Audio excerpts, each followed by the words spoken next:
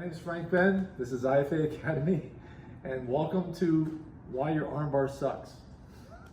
This is specific to the guard. There's a whole other thing to say from the top, but we're going to address this from the guard.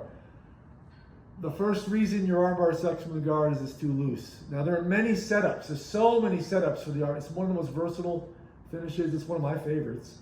You can do loose setups, what we call open transitions, like this. Just secure the elbow and swing. Those are often a product of timing and speed. But if you want to be really systematically effective with the arm lock, and by the way, it's the cross arm lock. You say arm bar. There's a lot of arm bars. Anything that straightens the arm is an arm bar. But the cross arm lock, Jujigatami from the guard, that's what we're addressing here. So when you're getting it, I can control both wrists, and I can stretch her out and go semi-inverted. There's so many ways to get it. There are loose ways and there are tight ways. What I'm advocating here is a closed transition, a tight way to get it. This comes down to attributes. You can have all the technique in the world, but if your attributes are no good, then you're not strong enough and you're not going to be able to secure things. Their freedom to move is going to get them out. So here are, if you get back away, here are the types of strength that are going to make your cross arm lock from the guard good. Aside from technique, which we'll address, it's squeezing this way, bringing your heel to your butt, and then pulling.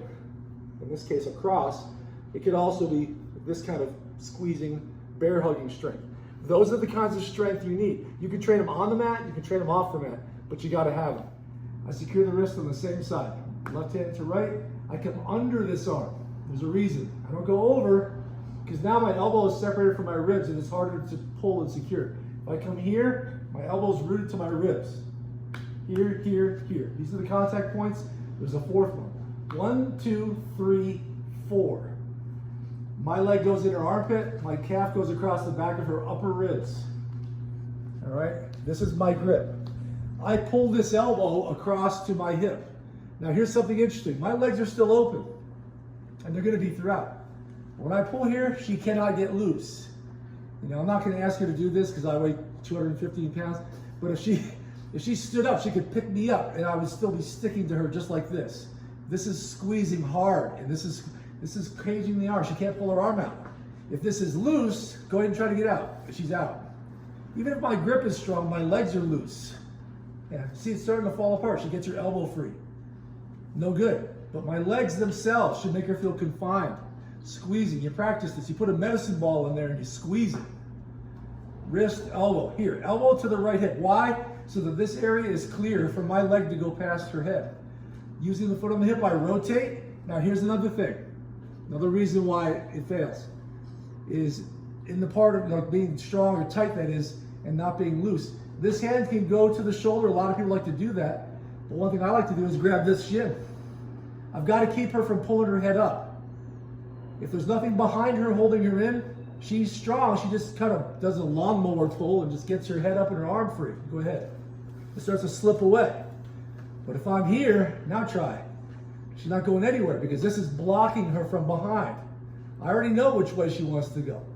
All right? And I've rotated, so now I can take my sweet time. I can look at her and say, here comes an arm lock. And I can slowly bring my leg over, take my sweet time, and then baseball bat grip on the arm. Raise my hips. But here I am squeezing my knees together, pressing my heels to the ground, and I am not, I repeat, I am not crossing my ankles. People ask me this all the time. Why don't we cross our ankles? Sometimes you can get away with this. It's usually not a good idea though, because notice the pressure on her head, which keeps her head down, is alleviated. Now she can come up and start to stack me on my neck. Go ahead. And this becomes very uncomfortable for me. Notice if I uncross, go and do it again. If I uncross my ankles, drive into me, I can bring her head back down and send her into, maybe even into a roll, right? So I need that leg, in this case my left leg, to be controlling her head. But if I cross my ankles, it doesn't do its job. And then once her head is free to move, she can drive into me and she can make my life very difficult. Okay, quick recap again. Cross grip, come under, across. You may have to fight with this a bit. Your leg will help you. Here, rotate, elbow to hip. Hand can go to shoulder, but it can also go to your shin. All right, and she can't break free. My arms and legs are working together. All right, I've got my angle. Always have an angle. That's another missing. A real beginner mistake is to be here and just be like this far and try to bring your leg over. And that's ridiculous because there's so much space there. She's going to pull her arm out, and now both my legs are on one side of her head. She's going to pass easily. I just gave it away. Some people bait an arm lock to pass the guard because they know once those legs cross over, there's an open side to pass. Wrist, elbow, foot on hip, rotate, pressure. I'm squeezing all the time. Here, here, here, even if it's here.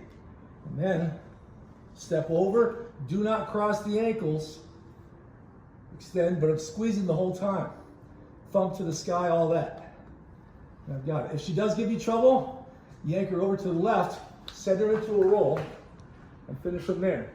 Interestingly, we're not going to get too far into top control versions of this, but if I'm sitting up and my legs are behind her shoulders, let's say she's joining her hands, I can pull this arm and I can cross the ankles here. That locks your shoulders in place, makes it hard to do certain escapes, like the hitchhiker. But I make sure that this foot is under this one. Otherwise, once again, look what this does. Left over right, there's space here. Not only that, but now her head can sit up into me. She throws her legs up, rock up. She comes up and now she's driving me on my neck again. For the same reason, because I made the beginner mistake of crossing my ankles. Leave them uncrossed, finish from there. But if I'm here, if for some reason I need to, I cross with this foot behind the shoulder, left to under right from this side, so that the leg across her face is underneath, still putting pressure, holding her head down, and then I can fight. You can do that. I usually prefer not to. I like to put my feet to the floor, turn them in, the toes in toward each other. This turns my quads into the arm, squeezes on the arm better when I turn. Instead of just being like this, it's looser. Now it's tighter. So recurring theme here is tighter. Through effort and through proper angle and technique, that everything she feels confined and locked in each position as it goes. At any point, if things feel loose, she's going to wiggle out of it. And then you're going to lose your arm lock and maybe even get past.